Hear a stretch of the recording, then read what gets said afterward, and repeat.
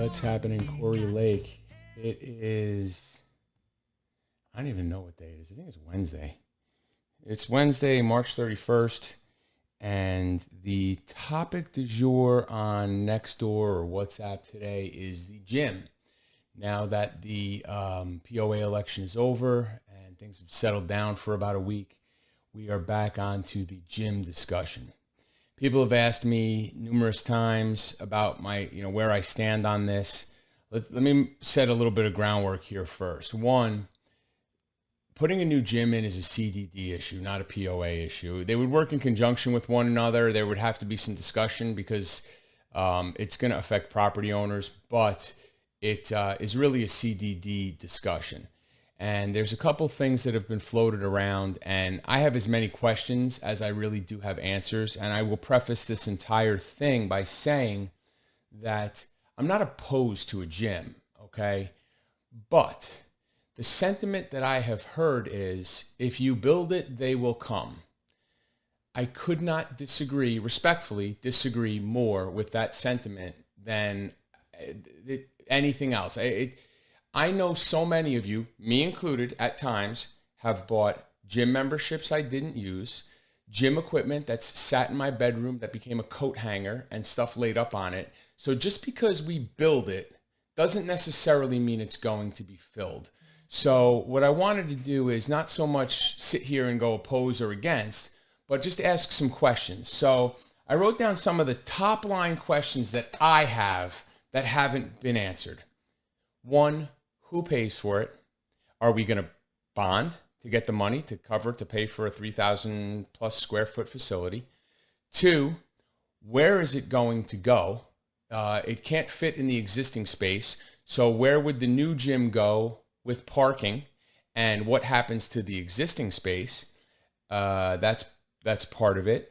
What I haven't seen, I haven't seen plans. B, I haven't seen bids.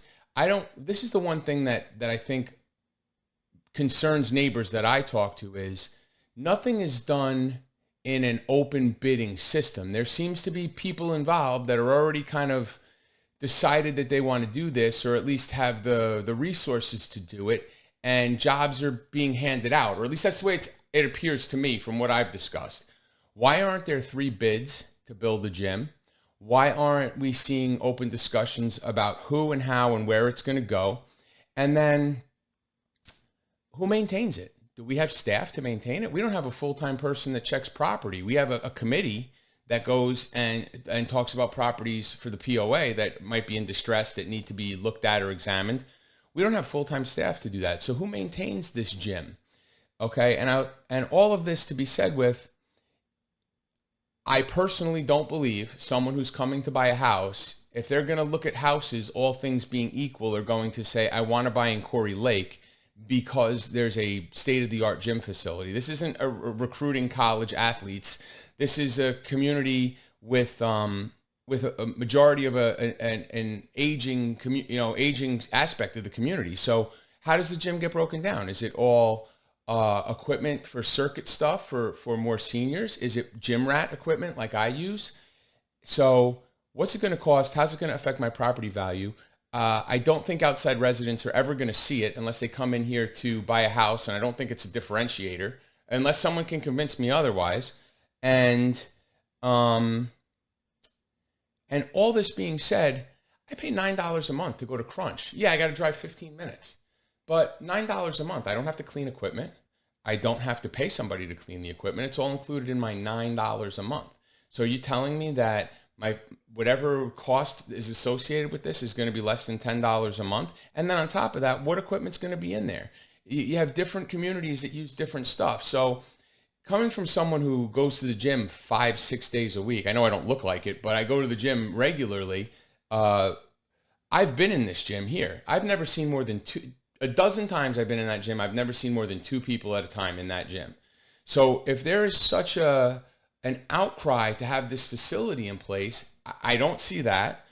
And I don't see a lot of these questions being answered. How do we award a job to somebody without taking multiple bids to see who's going to do the best facility for us? And then the other thing is, that existing facility. Now, if you tell me there's a trade-off where we're going to, a couple things that might offset it, that might make it something I could get on board with. If you're going to hire staff to maintain the gym, why not take the existing space and convert it to something like they have at Heritage Isles, so outside residents can actually eat in here and create a cafe? It doesn't have to be a 5-star restaurant.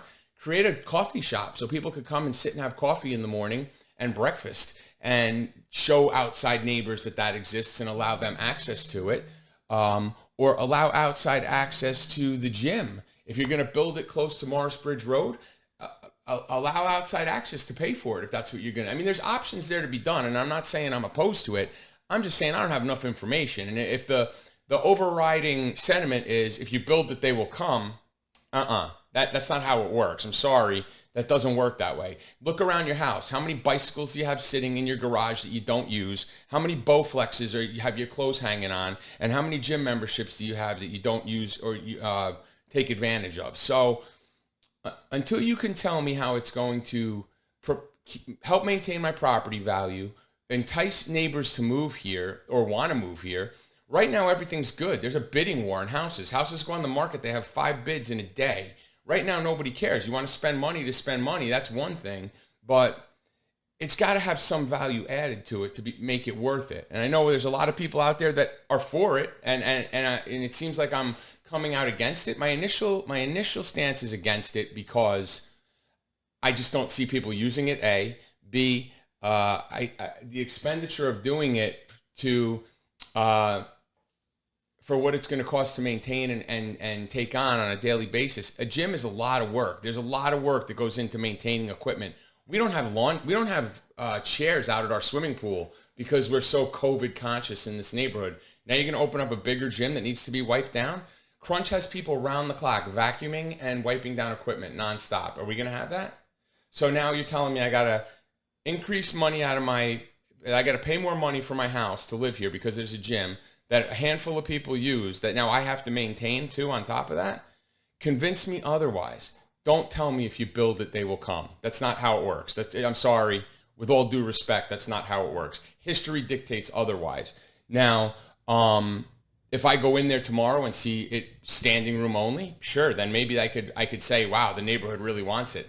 I don't see that. I've gone in there staggered times to see what's going on in there. The most I've ever seen is 3 people in that gym.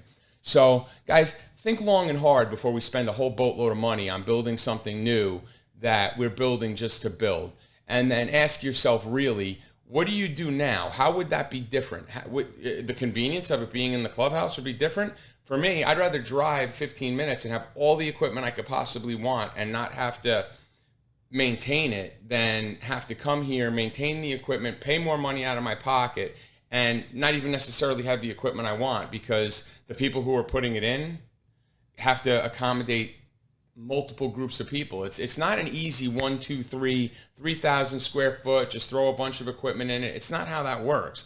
So I just think we need to think long and hard before we spend a bunch of money. And I can't even tell you what the money is because no one can seem to tell me exactly what the money is. I've heard as much as $500,000 up to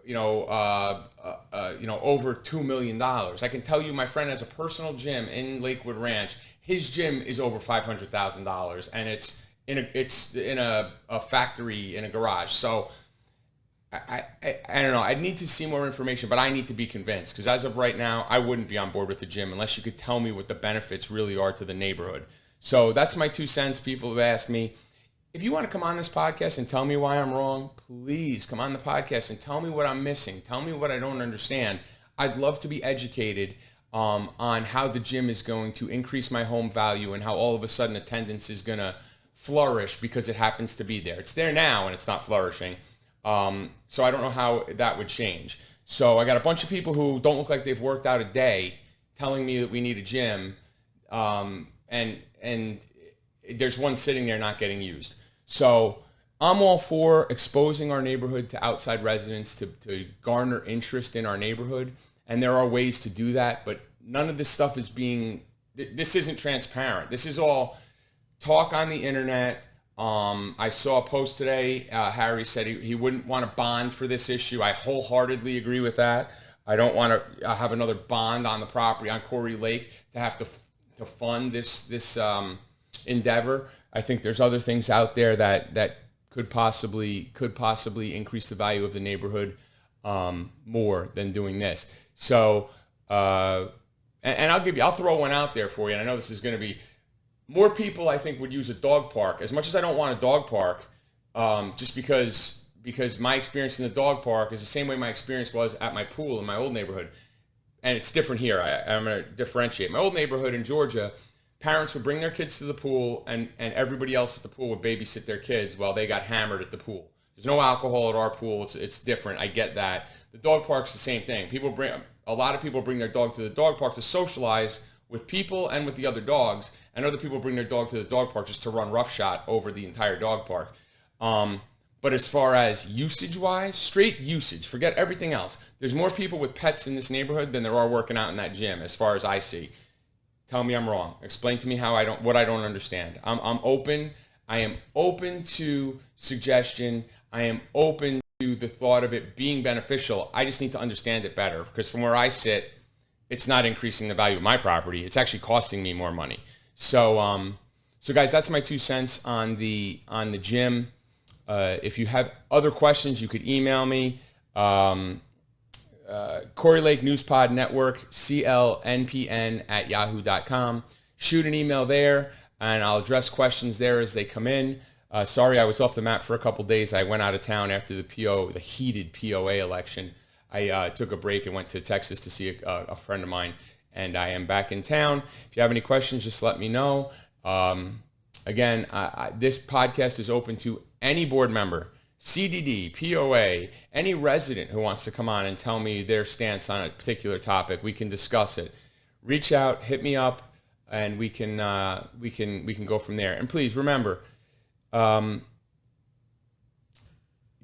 had mentioned, sent me an email saying YouTube also monitors and censors. Here's the difference. Our topics here in this particular podcast are centered around Corey Lake and their residential things.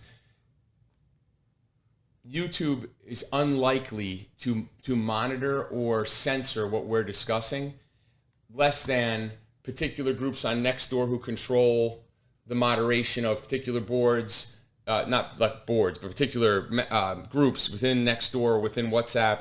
Those are residents in our neighborhood. If they don't like what's being said about them or it's being said in general, they can moderate that. That's not what this is. That's the difference between YouTube and what's going on every other board. I posted election stuff on multiple boards and on Nextdoor and WhatsApp, and it all got taken down. So by who? One side says I didn't do it. Everybody says they didn't do it, but somebody did it. So I don't want that here. That's why YouTube, and I don't think YouTube's going to monitor our gym discussion and say it's too risky to talk about. So quick 13 minutes on what's going on. The topic du jour in Corey Lake. Guys, have a great day. It's 90 degrees out. It's going to be beautiful. Jump in a pool. Go check out the sunset tonight. And lastly, the food trucks were great last night. The barbecue was absolutely delicious. If you're not taking advantage of that, going up there between 5 and 8 when it comes around. I couldn't get on a pod yesterday just because I was cleaning up stuff from when I got back from Texas. But that was great. The one thing I tell you, the ice cream was great as well. A little pricey, $7 for a sundae was a little bit pricey for me.